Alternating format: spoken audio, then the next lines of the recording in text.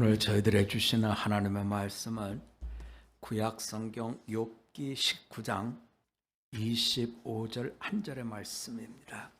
내가 알기에는 나의 대속자가 살아계시니 마침내 그가 땅 위에 서실 것이라. 아멘.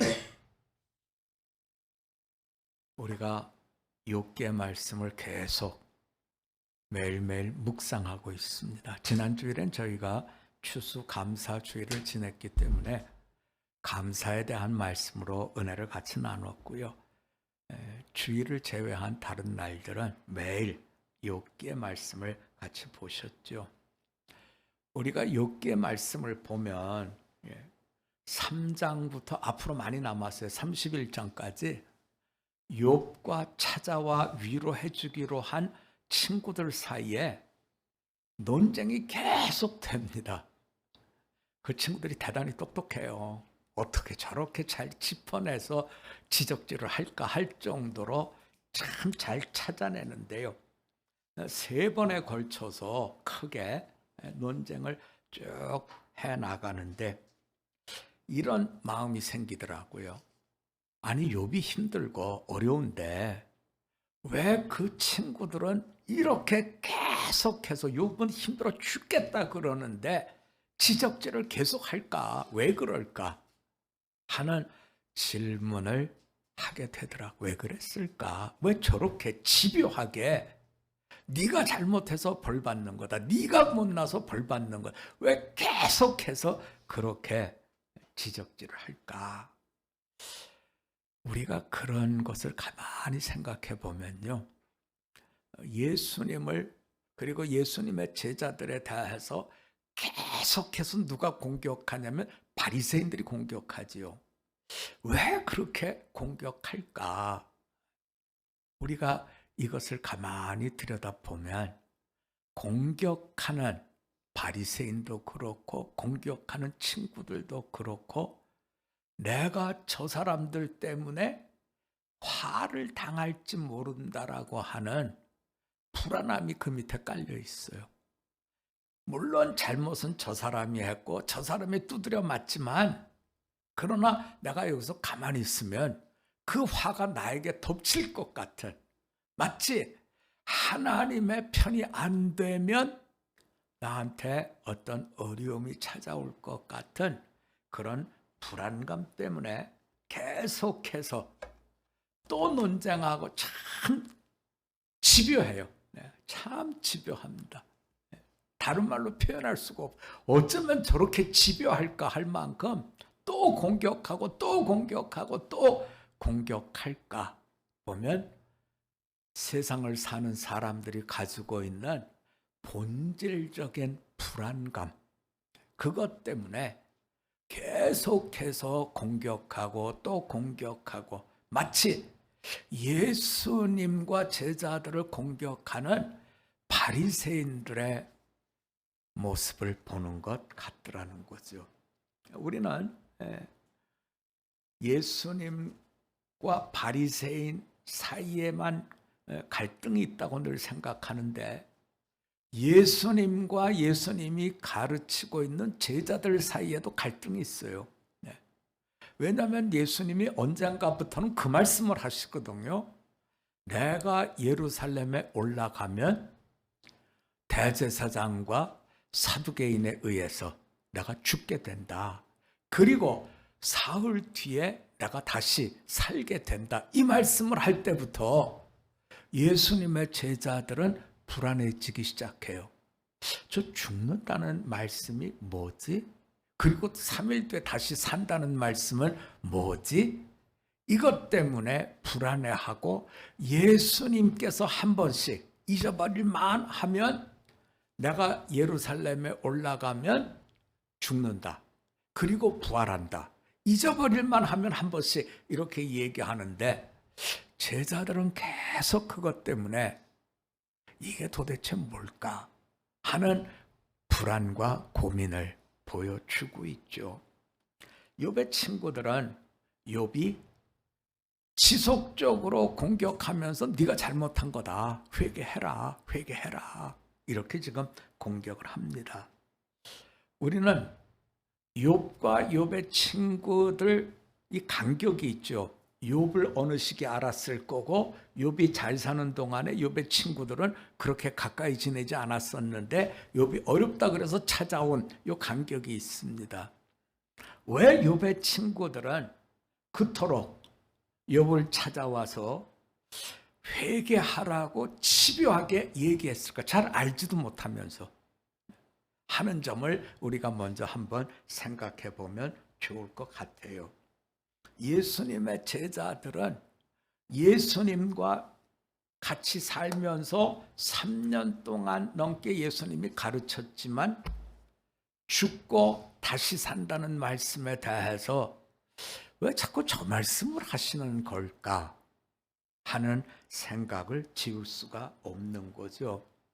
말씀을 준비하면서 저와 함께 예배드리는 우리 믿음의 식구들이 예수님의 죽으심에 대해서, 예수님의 부활에 대해서 믿음과 그리고 이해의 넓은 지평이 열려지기를 바랍니다.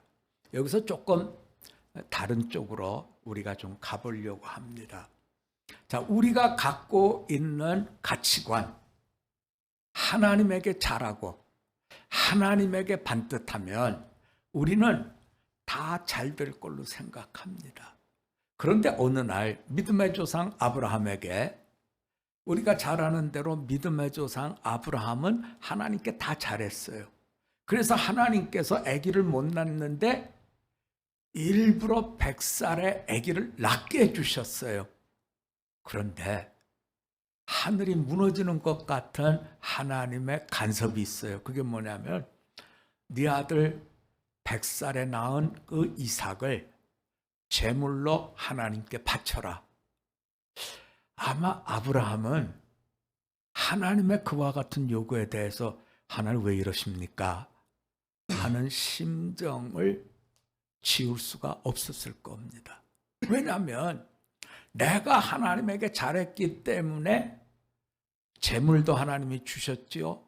어려움도 다 피하게 해주셨죠. 애도 낳게 해주셨죠. 그런데 갑자기 모든 것들을 확 지워버릴 것 같은 아들 이삭, 어떤 아들이 100살에 난 아들이에요. 그 아들을 바치라 하는 겁니다. 아마 모르기는 해도 아브라함이 이건 하나님의 오다가 나한테 잘못 떨어진 거다 하는 생각을 가질 수밖에 없었겠죠. 그러나 하나님은 취소하지 않잖아요. 결국에 이삭을 데리고 모리아산으로 올라가고 그리고 거기에서 다 이제는 번제를 드리려고 나무를 벌려서 놓고 그리고 물을 뿌리고 그리고 아들 이삭을 거기에 올라가서 칼로 막 찌르려고 할 때에 하나님이 됐다 하는 말씀으로 그 사건이 매듭이 지어지잖아요, 여러분.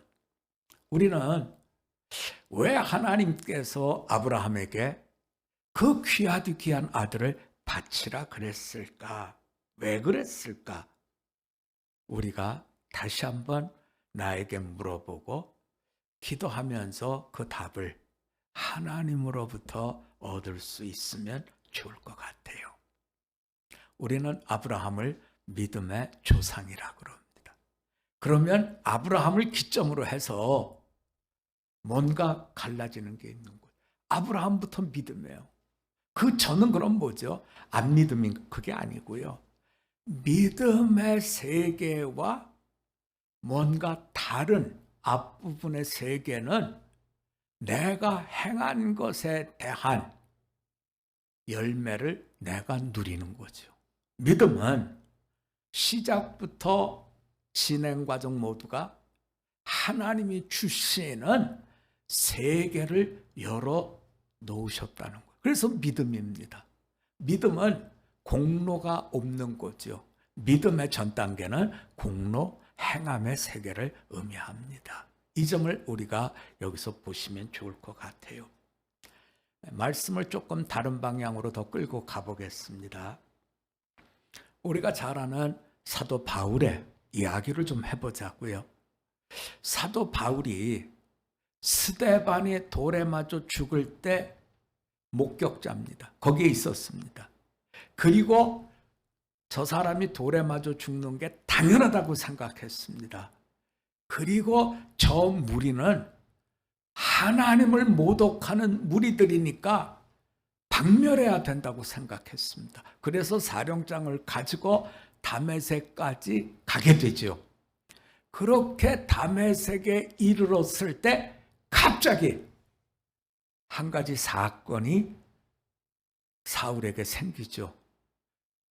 하늘이 하얗게 열리더니 사울아 사울아 하는 음성을 듣게 됩니다.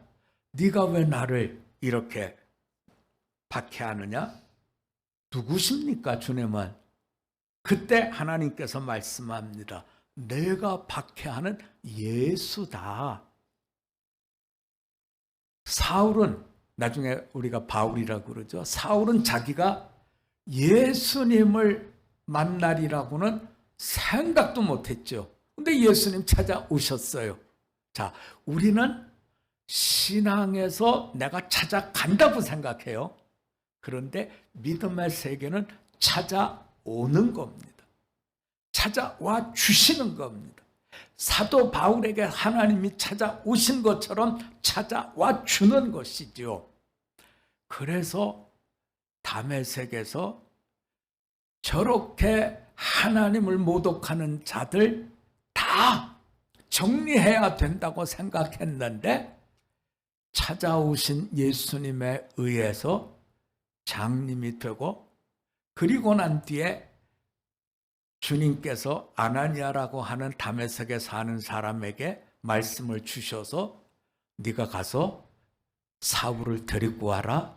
그리고 안수해줘라. 기도해줘라. 그리고 그 사람 지금 장님인 상태인데 기도해줘서 앞으로 내가 쓸 이런 인생이 되게끔 네가 도와주라. 그래서 아나니아가 하나님에게 그 얘기를 하죠. 예수님에게. 예수님, 그 사울이라는 사람이 어떤 사람인데 저보고 가서 도와주라 그럽니까? 그 사람 우리 예수 믿는 사람 죽이려고 지금 찾아온 사람입니다. 그래 아는데 네가 가서 그 사람 눈을 좀 기도해서 열어줘. 그런데 성경은 묘한 이야기를 해줍니다. 아나니아가 사울에게 안수해서 기도했더니 눈에서 비늘 같은 것이 떨어졌다. 비늘 같은 것이 떨어졌다. 우리는 비늘 같은 것이 떨어졌다고 하는 물리적인 현상으로 보지만 성경은 해주고 싶은 이야기는 결국에 사울이 보지 못하던 율법의 세계에서 예수님이 보여주는 복음의 세계를 여기서 맛보게 됐다고 하는 것을 우리들에게 알려주고 있는 것이지요. 여러분, 참으로 사울은 그 경험을 통해서 내가 알았던, 내가 힘쓰고 애쓰고 이렇게 해서 얻었던 인과응보적인 세상, 이것이 전부가 아니라 하나님이 열어놓으신 은혜의 세상, 복음의 세상에 눈이 열리고 난 뒤에 다메섹에서부터 전한 게 있어요. 그게 뭐냐면 예수님은 하나님의 아들이라는 걸 전하더라는 거죠. 오늘 우리가 욥기를 통해서 욥의 친구들과 그리고 욥 그리고 우리 이 사이에 하나님이 주시고 싶은 새하늘과 새 땅으로 이어져 나가는 눈이 열리고 보게 되는 은혜의 세상, 믿음의 세상, 이것을 우리가 보고 가지고 누릴 수 있는 모두가 되실 수 있기를 바랍니다. 말씀을 준비하면서 인도를 갔을 때 공항에서 만났던 그 스님이 생각이 나요. 그분이 스님 중에서 굉장히 높은 분인 것 같아요. 보니까 손에도 금가락질을 하고 옷도 금색 옷을 입으셨는데 굉장히 높으신 분 같아요. 그분하고 이제 저하고 옆에 이렇게 앉았는데 물어보시더라고요.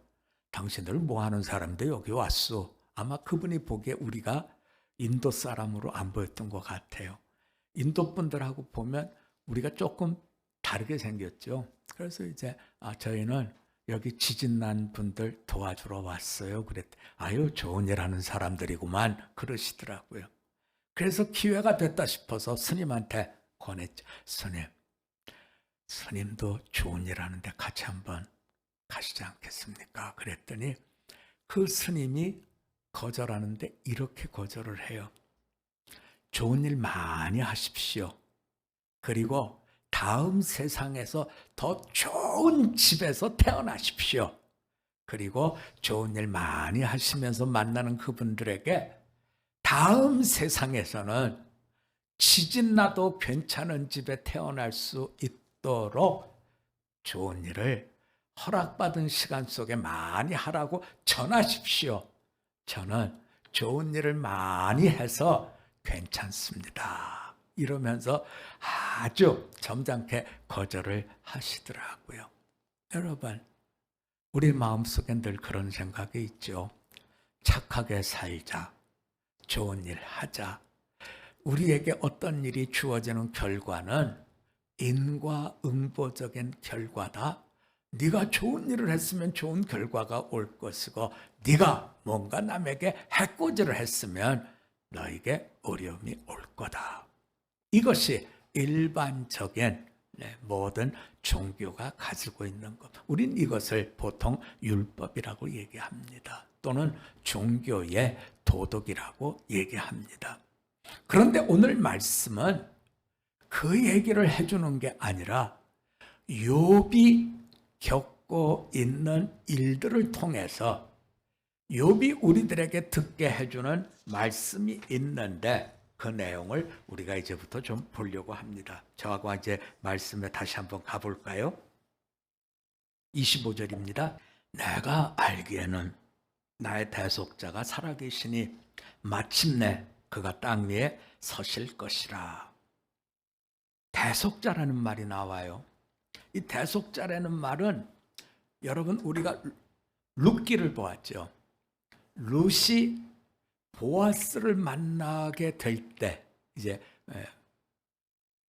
나오미의 며느리인 룻이 보아스를 만나게 될 때 그의 시어머니 나오미가 룻에게 해준 얘기입니다. 보아스가 내 남편의 고엘이다. 여기 대속자가 바로 그런 고엘이라는 뜻입니다. 고엘이라는 뜻은 어떤 뜻이냐면 내가 진 빚을 책임지고 대신 갚아줄 사람. 그래서 대속자요. 그래서 구원자입니다. 예수님은 우리의 고엘입니다. 우리의 죄를 예수님께서 갚아주시는 거죠. 그러면 여러분 고엘이라고 하는 대속자라고 하는 말씀은 이유가 없어요. 왜 갚아주는지 우리는 그 이유를 알 수가 없어요. 다만 그분은 갚아줘야 되는 대속자인 거죠. 그래서 우리가 신앙생활에 입문했을 때 가장 어렵게 건너가는 강이 뭐냐면 첫 번째는 죄는 내가 지었는데 왜 예수님이 죽으셔야 되지? 하는 대속의 의미가 굉장히 우리에게 이해가 안 됩니다. 내가 잘못했으면 내가 혼나야지. 이러면 쉽죠. 그런데 잘못은 내가 했는데 왜 예수님께서 내가 진 모든 것을 대신 걸머져야 되느냐? 이게 잘 받아들여지지 않고요. 두 번째는 도대체 나하고 예수님하고 무슨 관계길래 저분이 내 짐을 져야 될까? 자, 우리 한번 같이 해봅시다. 하나님은 아버지입니다.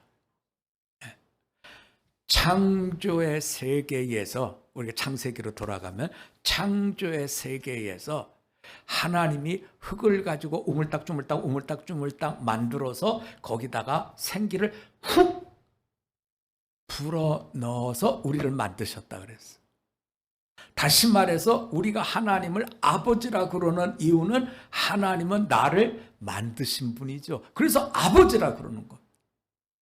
그 아버지가 아들인 예수님에게 너는 저 내가 만든 자식들의 죄를 대신 고해야 된다. 이렇게 말씀을 주시는 거예요. 관계성입니다. 그래서 우리가 예수님께서 왜 우리들의 고엘이 되시고 예수님께서 왜 우리들의 죄를 모두 다 걸머지시고 죽으시느냐 하는 이 부분의 말씀을 우리가 잘 믿고 받아들여 주셨으면 좋겠다는 거죠. 우리는 늘상 그런 생각을 합니다. 하나님 아버지 그러면 뭐 하나님 아버지지. 그런데 조금 더 들어가면 나는 하나님 본 적 없어. 본 적 없어. 하나님이 내 아버지인지 내가 어떻게 알아? 이렇게 얘기를 합니다만 여러분, 나를 만드신 아버지가 내가 아직 철들기 전에 아주 어렸을 때 돌아가셨다라고 해서 아버지가 아닌 건 아니라는 거죠. 그와 마찬가지로 하나님은 우리를 만드셨고 우리를 위해서 고엘, 대속자로, 구원자로 십자가에서 대신 모든 빚을 갚도록 이렇게 길을 열어주셨음을 성경은 보여주고 있습니다. 그래서 지금 친구들과 욥이 계속 논쟁을 하는데 욥의 입장은 이겁니다. 내가 고난당한 건 너희들처럼 죄를 범했기 때문에 고난당한 건 아니다. 그렇지만 이유는 내가 잘 모르겠는데 나에게 엄청난 고난이 있는데 어쨌든 간 이 고난을 받는 나를 너희는 제발 좀 나를 불쌍히 여겨서 나를 짓밟지만 말아달라 이렇게 부탁합니다. 하지만 불안한 친구들은 저 사람이 저렇게 어려움을 겪는 건 죄값을 받는 것인데 거기에 대해서 내가 모르는 척하면 나는 하나님 앞에 하나님을 모독한 인생이 되니 그건 참을 수 없다 해서 계속적으로 공격을 하고 있는 것이죠. 아직도 우리가 이 룻기의 말씀을 더 가셔야 돼요. 더 가셔야 돼요. 어디까지 계속 논쟁이 이어지냐면 31장까지 계속 논쟁이 이어지고 그 후에 엘리후에 이야기가 왔다 갔다 한 다음에 마지막 이야기는 이제 38장 넘어서부터 시작이 되는데 거기서의 말씀은 무슨 얘기를 해주냐면 내가 이렇게 까닭 없다고 하는 고난은 하나님의 새로운 창조에 대한 부분이다 하는 말씀으로 정리를 해주고 있더라는 거죠.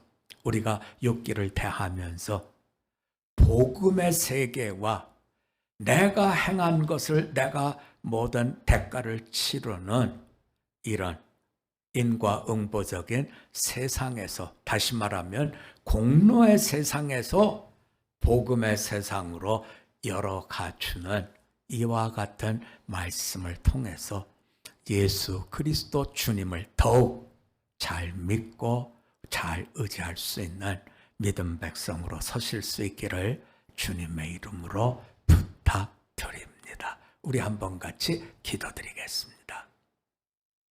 하나님 아버지, 인과응보밖에는 모르는 욥의 친구들, 바리새인들, 예수님의 제자들.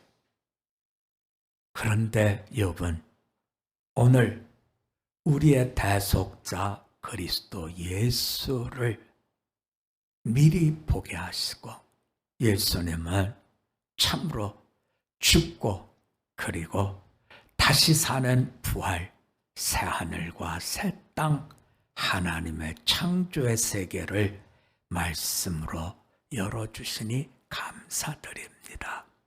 우리는 믿습니다. 하나님께서 이루시는 구원의 모든 것을 믿습니다. 참으로 내게 주어진 어려움, 그것 때문에 나를 정죄하거나 나를 책망하는 갇힌 자의 마음이 우리에게 찾아오지 않기를 원합니다. 하나님 주시는 은혜 속에 대속의 은혜, 믿음 세계의 귀한 역사 믿게 하옵시고 주님과 동행하는 우리로 받아 주시옵소서. 감사드리며 예수님 이름으로 기도드립니다. 아멘.